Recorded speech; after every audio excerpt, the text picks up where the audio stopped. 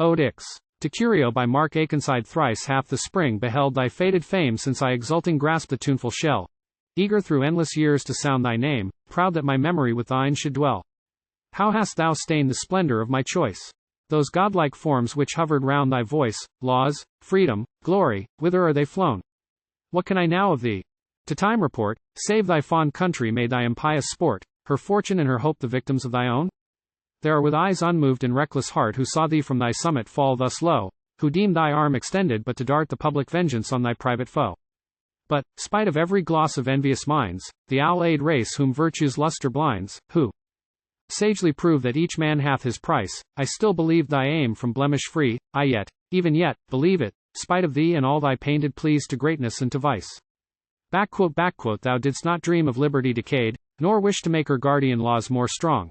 But the rash many, first by thee misled, bore thee at length unwillingly along. Rise from your sad abodes, ye cursed of old, for faith deserted or for cities sold. Own here one untreed, unexampled deed. One mystery of shame from Curio, learn, to beg the infamy he did not earn, and scape in guilt's disguise from virtue's offered meed.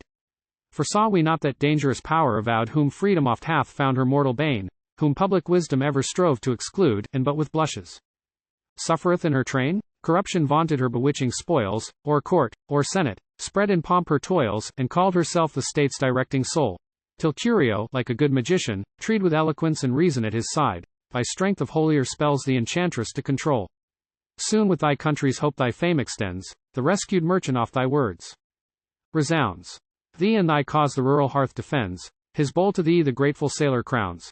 The learned recluse, with awful zeal who read of Grecian heroes, Roman patriots dead, now with like awe doth living merit scan, while he, whom virtue in his blessed retreat bade social ease and public passions meet, ascends the civil scene, and knows to be a man.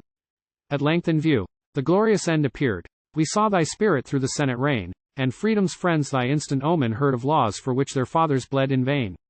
Walked in the strife the public genius rose more keen, more ardent from his long repose. Deep through her bounds the city felt his call. Each crowded haunt was stirred beneath his power, and murmuring challenged the deciding hour of that too vast event, the hope and dread of all. Oh, ye good powers, who look on humankind, instruct the mighty moments as they roll, and watch the fleeting shapes in Curio's mind, and steer his passions steady to the goal. O Alfred, father of the English name, O valiant Edward, first in civil fame, O William, height of public virtue pure, bend from your radiant seats a joyful eye behold the sum of all your labors nigh, your plans of law complete, your ends of rule secure. 'Twas then, O shame, O soul from faith estranged, O Albion, oft to flattering vows a prey. 'Twas then, thy thought what sudden frenzy changed, what rushing palsy took thy strength away. Is this the man in freedom's cause approved? The man so great, so honored, so beloved, whom the dead envied, and the living blessed? This patient slave by tinsel bonds allured? This wretched suitor for a boon abjured? Whom those that feared him, scorn, that trusted him, detest.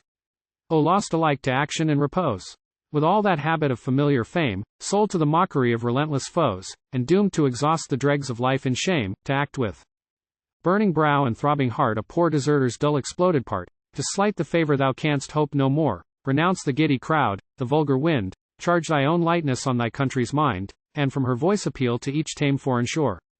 But England's sons, to purchase thence applause, shall ne'er the loyalty of slaves pretend, by courtly passions try the public cause, nor to the forms of rule betray the end. O race erect, by manliest passions moved, the labors which to virtue stand approved, prompt with a lover's fondness to survey.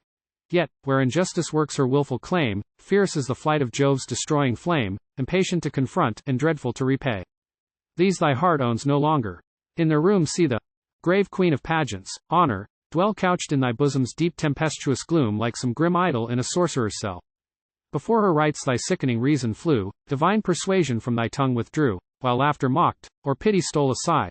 Can wit her tender movements rightly frame where the prime function of the soul is l'âme? Can fancy's feeble springs the force of truth supply? But come, 'tis time, strong destiny impends to shut thee from the joys thou hast betrayed. With princes filled, the solemn fane ascends, by infamy, the mindful demon swayed. Their vengeful vows for guardian laws effaced, from nations fettered, and from towns laid waste, forever through the spacious courts resound.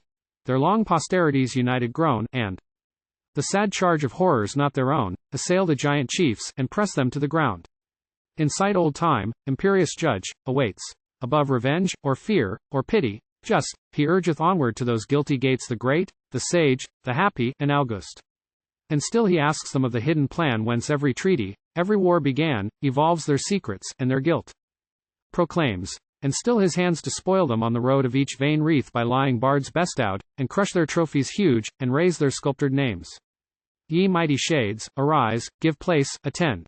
Here his eternal mansion Curio seeks, low doth proud Wentworth to the stranger bend, and his dire welcome hardy Clifford speaks.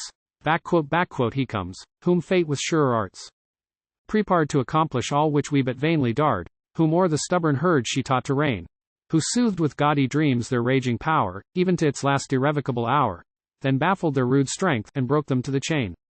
But ye, whom yet wise liberty inspires, whom for her champions o'er the world she claims, that household godhead whom of old your sires sought in the woods of Elbe, and bore to Thames, drive ye this hostile omen far away, their own fell efforts on her foes repay. Your wealth, your arts, your fame, be hers alone. Still gird your swords to combat on her side, still frame your laws her generous test to abide, and win to her defense the altar and the throne. Protect her from yourselves, ere yet the flood of golden luxury, which commerce pours, hath spread that selfish fierceness through your blood, which not her lightest discipline endures. Snatch from fantastic demagogues her cause. Dream not of Numa's manners, Plato's laws. A wiser founder and a nobler plan, O sons of Alfred, were for you assigned. Bring to that birthright but an equal mind, and no sublimer lot will fate reserve for man.